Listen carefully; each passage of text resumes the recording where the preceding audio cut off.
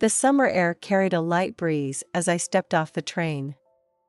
My stepmom, Catherine, waited near the platform, a soft smile on her face.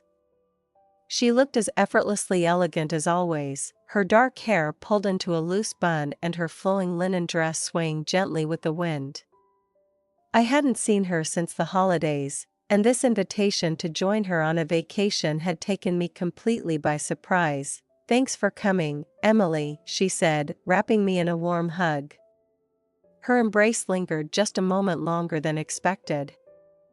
"This trip will be good for us." I smiled, unsure of what to say. Catherine and I had always shared a polite but distant relationship.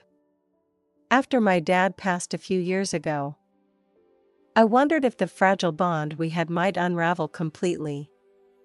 But here she was, extending an olive branch in the form of a lakeside retreat. Part of me hoped this trip could bring us closer. The drive to the cabin was serene, winding through tree-lined roads and past sparkling lakes. Catherine chatted enthusiastically about the itinerary she'd planned: canoeing, hikes, and stargazing. The cabin itself was stunning, nestled in a secluded area overlooking a tranquil lake.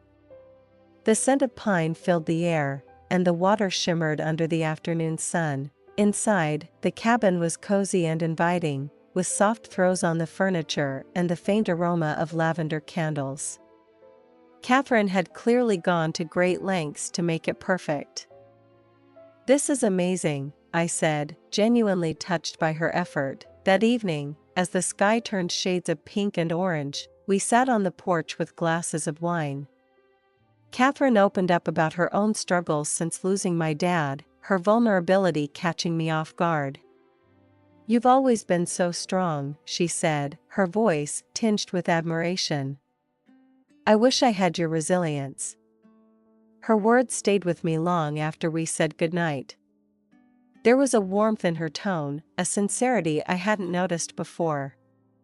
Lying in bed, listening to the gentle lapping of the lake against the shore, I couldn't help but wonder if this trip would change the dynamic between us in ways I hadn't anticipated. The next day, dark clouds rolled in, casting shadows over the serene landscape. Catherine and I decided to stay indoors, playing board games and chatting over coffee.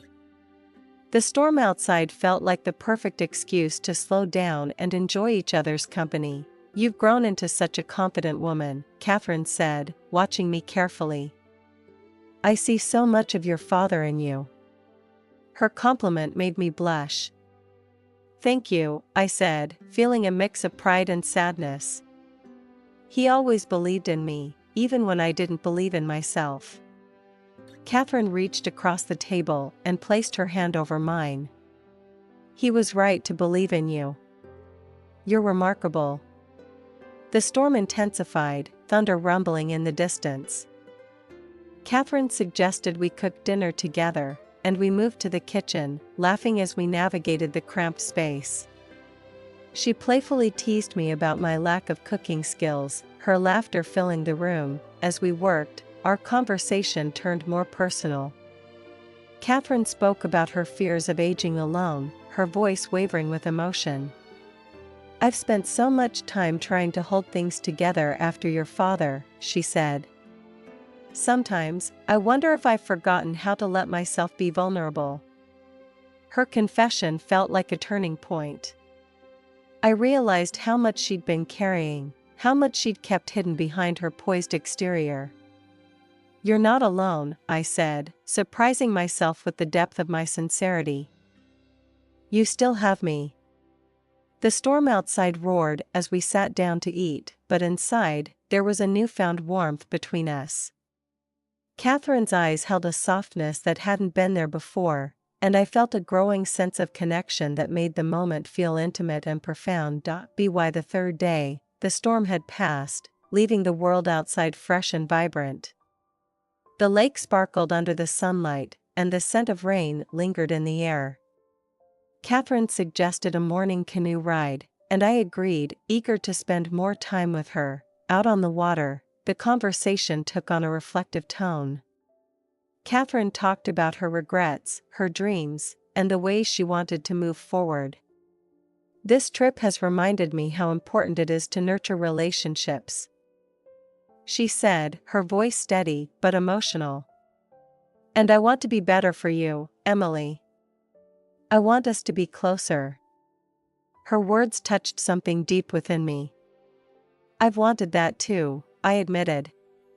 But I didn't know how to say it. As we paddled back to shore, the tension between us had dissolved, replaced by a sense of understanding and mutual respect. Later that evening, we sat on the porch again, this time under a sky filled with stars. Catherine handed me a small box, a thoughtful gift she'd picked out before the trip, a delicate silver bracelet with an inscription that read, "Stronger Together." Tears welled in my eyes as I fastened it around my wrist. "Thank you," I said, my voice barely above a whisper. "For everything." Catherine smiled, her eyes glistening with unshed tears. "Thank you for giving me a second chance." The trip ended too soon, but I left the cabin with a renewed sense of hope. The distance that had once defined our relationship was gone, replaced by a bond forged in vulnerability and honesty. What had started as a simple getaway had transformed into something far more profound, a new beginning for both of us.